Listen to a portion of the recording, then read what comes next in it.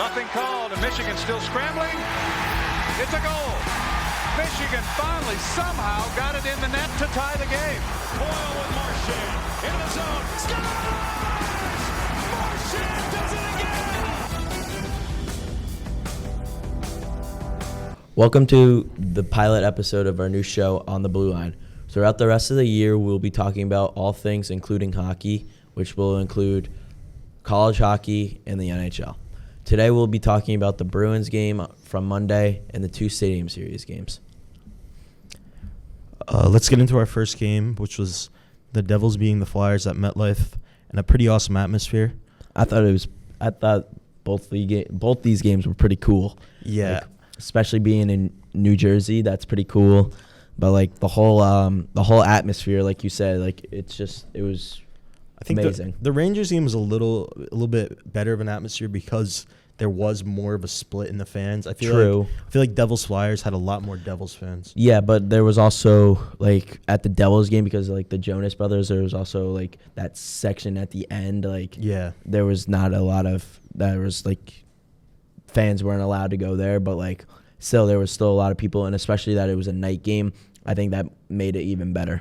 Yeah, definitely. I think the Rangers Islanders should have been the prime time, but but it was still two good games. There was like including or both games there was like 150,000 fans there at both games. So yeah, pretty sick. So Nico Hischier, the Devils captain, opened the scoring in less than a minute in with a breakaway goal. This is his 17th of the season. Yeah, that really got the crowd going after. Yeah, they were booming. I was watching from home and like I was like, oh my god, I was like, how did he score that quick? Like that was just a great play by Palat, and he just got it right to Hischier, and Hischier scored. Yep.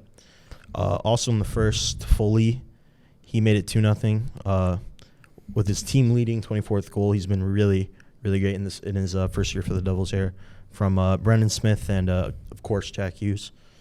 And then Owen Tippett for the Flyers made it 2-1 with his 20th goal from Konechny and Zamula.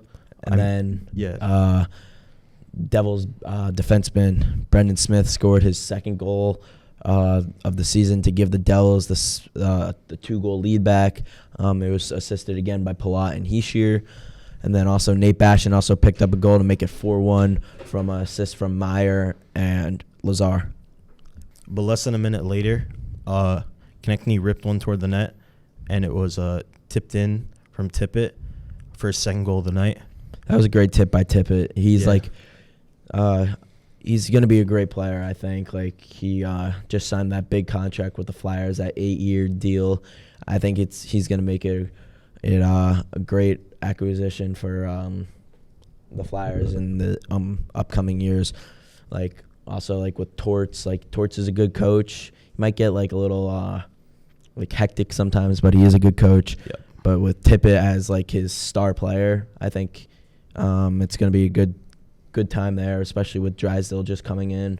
It's going to be good for Philadelphia. Yep.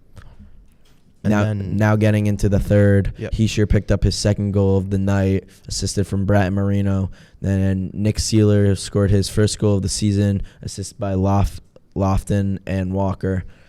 Then finally, Bashan scored his second goal of the game to wrap it up for a 6-3 New Jersey win. Yep. And Dawes was pretty great, even though he's been struggling. 45 stops in net, but I mean, I really wouldn't say he's struggling. Yeah, not struggling, but like he's not really getting. He's not really. He's a good goal. He's a good goalie, but he's impressed more than he's actually done bad. Then Akira Schmid was awful. Schmid and Vanacek are just. He's the best option for the Devils right now. Yeah, and then especially, I think they might get Jacob Markstrom in the before the trade deadline. I think that'll be a great pickup for them, or even UC Saros maybe. Yeah, like Saros. They need goaltending bad, so those are the top two goalies I think that are up to grabs. Yeah, Saros has to get out of Nashville. Yeah. Ersson was in net was pretty awful for Philadelphia.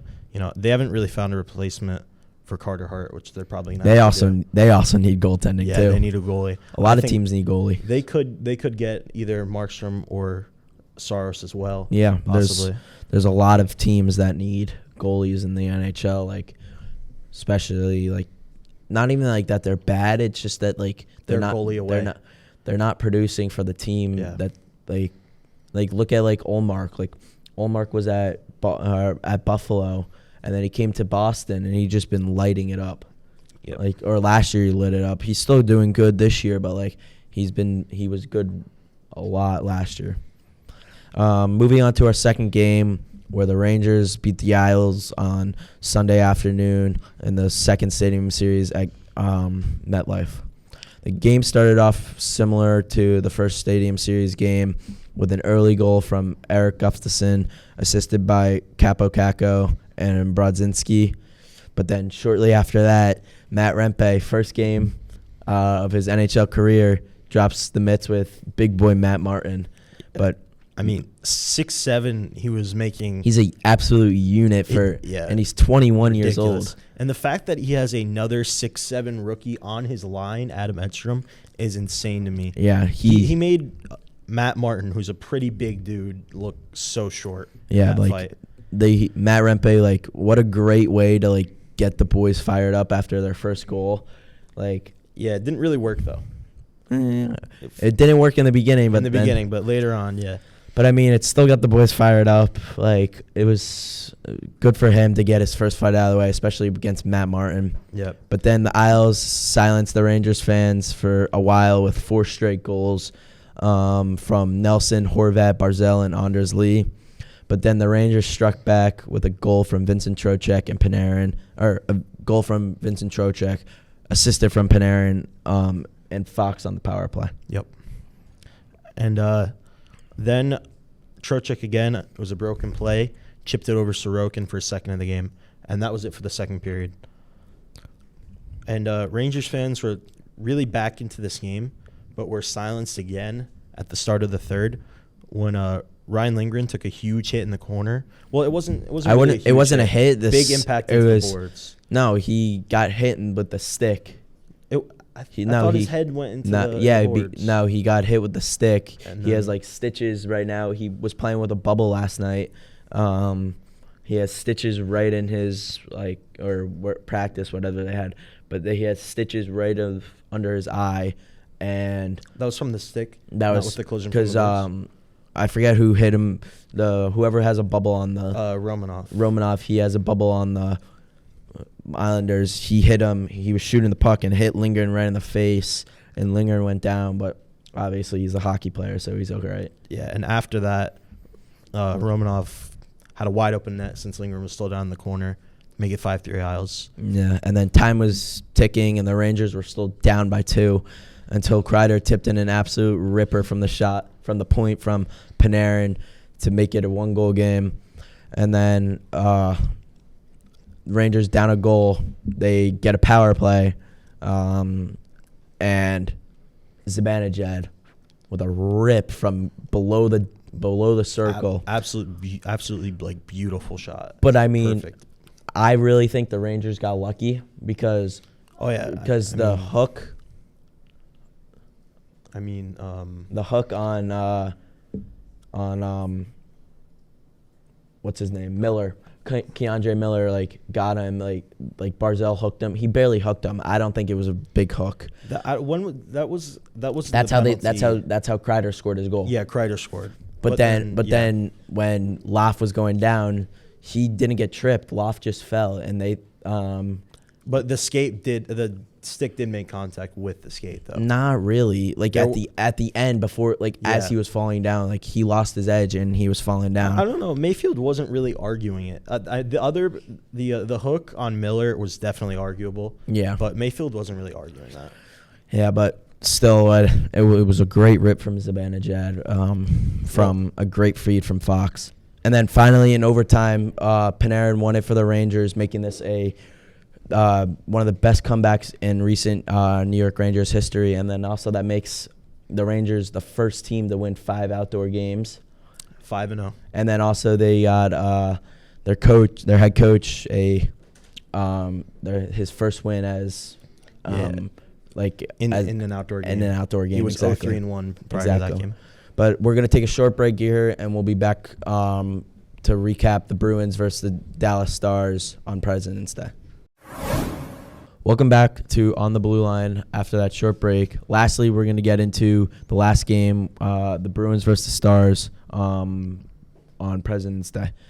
So, first, get into the game. It was a back-and-forth game pretty much the whole entire game. Yeah. It's like no team was outstanding. It was just back and forth the whole entire game. Yeah, it was pretty entertaining. Yeah, and then a big goal coming from Pasta to tie it late in the third. That was big for Boston to get it back. But, this whole entire game just felt like a playoff feel, you know? Yeah, it definitely felt like a playoff feel. And it also felt like – it kind of felt like the game was never going to end.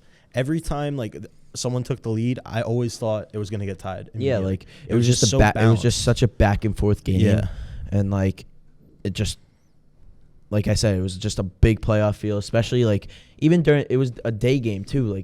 Day games feel so good, especially against two teams that are going to make the playoffs. So, but Swayman, he had over 40 saves, which was great. He's really good. But the real story of this game was the 9-round shootout. Crazy. It was absolute bloodbath. But both goalies were outstanding in the Ottinger and Swayman. They didn't let up one goal until Ottinger let up in the 9th round by Charlie McAvoy, which was a great move by McAvoy. It was just forehand, backhand, up top. Yeah, with all that talent, you don't really expect McAvoy to be the one. Exactly. There was Pasternak went, he didn't score. Pasta usually scores on it. Yeah, he's a great shootout. All these other guys scored, all these other guys didn't score, but Charlie McAvoy, the defenseman. But he is very skilled, I would say that.